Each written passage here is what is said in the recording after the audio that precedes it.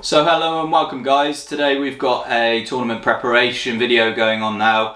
I'm attending an event in Nottingham this weekend. It's one of the few tournaments that's restarted because we've not had any for like 18 months because of COVID. It's running in pools of 6 to allow it to continue because full restrictions don't get lifted until 21st of July in the UK. But I'm really looking forward to it, and there's a lot of people that are in the same likewise mindset. It's an 80-point GBHL scoring, so the goal of this tournament is to play theme, and it's run at Seven City Collectibles up in Nottingham by the team led by Barney Menzies and Will Champion. My army is based around Easterlings, or my Easterling faction. If you follow me on Instagram and on Facebook, it's a very cool looking army. I don't think it's super competitive, so again I'll take it at this points value and see what it does. I'll talk it through just so you know kind of what works well in a list, how I would build a list, and kind of give it some kind of all-round nature of what it can and cannot do in a scenario-based game at a tournament level. The army is based around Amdur. Amdur is on a armoured horse. He's got 3 Easterling Cataracts with him with Black Dragon upgrades. So again, that gives him the Gleaming Horde bonus if they can stay together, which gives them an additional defense against shooting attacks and things, which should hopefully keep him alive if he was fighting a kind of a bow heavy army. Within his warband, he also has 3 Easterling Acolytes, which are the cool new models from Forge World. They're 2 attack models, they're fight 4. The defense lets them down, only defense 4, and their strength is only strength 3, given that they're muscle bound models. I would say that's a bit of a hindsight from Middle Earth SBG team, but hopefully things might change in a kind of a new scenario book that might be coming our way with the Easterlings versus the Erebor, which might be coming imminently. And we might see the Easterlings then being used a lot more at tournaments, which is great because they are an underused faction, but they are super cool. So I like seeing them on the battlefield, as it were. The rest of Amdur's warband is made up by 4 Easterlings with shield and pike, one of them having a banner, and they all have the Black Dragon upgrade to give them a fight 4 buff there to hopefully compete with other factions which are fight 4 and above. Just because fight 3 around most of my troops is a bit naff, and again you might get smashed in that pinion too easily. The other warbands are a Easterling Dragon Knight on his own. He could take Black Dragons with him, but I thought, well, I'll just leave him on his own just so I can move him around and not worry about saving troops. Again, the armoured horse is there for a bit more fun. Hopefully he does a bit more hitting, but again, he's a cool model, so of course chuck him in there. Same with the Easterling War Priest. The War Priest is a lovely model. I'm taking him on armoured horse. I wouldn't usually. I think if I was playing competitively, I think 15 points for that when he's not going to be moving. He's going to be sticking with his troops, and he's not a combat hero. I think it's just mainly just there for the theme aspect. It's beneficial having a spear on a horse in some ways, I think, in that aspect, but yeah, sometimes that's more situational. He does have Fury, so again Fury will give me the courage bonus, which is a bit null and void given that I'm quite high courage anyway, but it might come in handy. But the other one is Blade Wraith, where I can make a model strength 6 at that point, so that is quite helpful if I was to win the fight, but again very situational and quite a bit of waste of resources for will and might and stuff like that if I had to say channel it to get higher strength and stuff.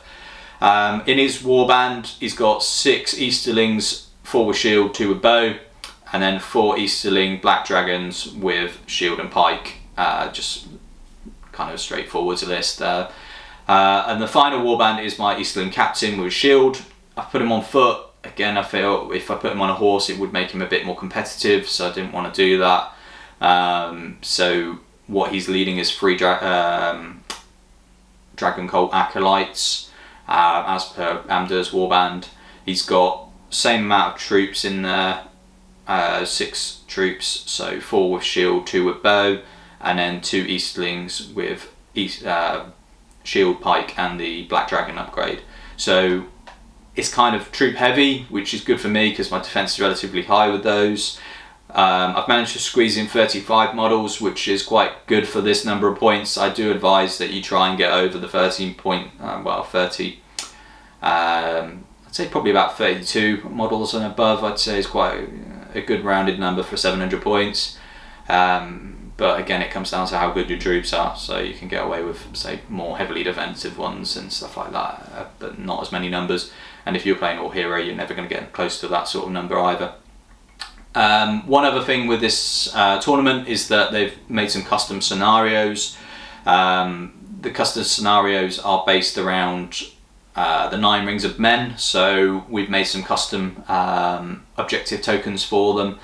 A lot of people might be doing different things to theme to their army, but what I've gone for is these essentially resin ice bases, which I've made for most of my troops. I've decided to do some kind of enhanced kind of glaciers, but I've kind of then put in a golden ring on each one to make it look cooler and to kind of emphasize the 9 rings of men that we're going to be playing in the scenario, which is kind of like a domination sort of variant from what I can read. The other scenario is you have to get across the board and try and reclaim your hostage, and the opponent has to do the same. So my hostage for this is Elsa from Frozen, because I thought, well, we're going with a Frozen theme, so may as well go all out and make it look cool. So I will zoom in for you so you can see those as well. And again, I'm quite happy in how it's turned out and how it looks. The display board again is an ice glacier frozen lake theme with some rocky outcrops and some snow all over there, so hopefully it makes it look appealing on the battlefield, and people might vote for it for painted and best theme. We don't know. Let's see what we can get. One thing I would mention with the Easterling faction, I don't think I've mentioned it yet, is the army bonus, because it is pure theme, is beneficial for them. It is one of the better ones, I think, in my opinion, because it has a double barrel to it.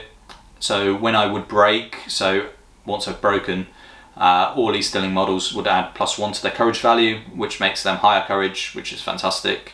And then if I have an Easterling hero alive on the battlefield and the game would end, say on a dice roll of a 1 or a 2 or whatever it states as per scenario, I can choose the dice to be re-rolled, which means that the game will continue going, which is huge in a case of if the game was swinging back and forth, which is common in a lot of kind of higher end games. But yeah, I'm looking forward to seeing how it works, and I'm super excited to going out and have some drinks and stuff like that with my friends.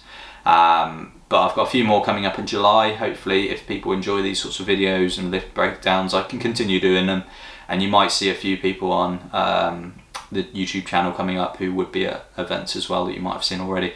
So yeah, hopefully you enjoyed that. I'll go and show you a bit of a zoom in of the faction itself, just because it shows them off a little bit more.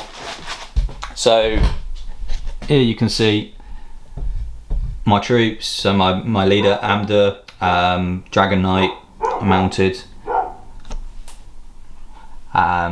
You've also got an Easterling War Priest on horse. My troops are very Cabri-esque, so you can see a bit of gold and purple in those. Dragon Knight acolytes at the back, Dragon Colt acolytes at the back. So they're my mini shredders. My Cataphracts, some more troops, a little bit of acolytes there, and then just captain at the front. And then at the back we've got our objective tokens, and then we've got Elsa from Frozen. Let's see. And I think I got her from Hassle-Free Miniatures, which is on Google. They're very good. And she's a bit of a minx. She's showing a bit of leg, so hopefully that adds to a bit of fun for people. But yeah, hopefully you enjoy that. We'll get some more videos and some battle reports up soon. And yeah, we'll see you in the next one.